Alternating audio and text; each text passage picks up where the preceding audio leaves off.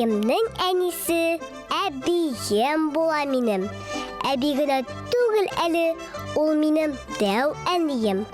Ак ефәктә чәчләрен ул тарап куя үреп, чисталыкка өйрәнәм мин дә аңардан күреп. Күзлексез күрмәсә дә, таяксыз йөрмәсә дә, 70 яшы тулса да, бик картайган булса да, тәмле ашлар пешерә, матур гөлләр үстерә. Өебезнең нуры ул, барыбыздан улы ул. Мин бакчага киткәндә, озатып кала мине, кайтканда каршы ала бигрәк тә яхшы инде. Кызыклы әкиятләр сөйли кишләрен безгә, бәпкәм диеп иркәләп, өндәшә үзебезгә. Жылы ыек, бияләй бәйли безгә көз җиткәч.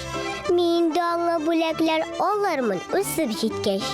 Иде аны һәммәбез яратабыз, сөябез.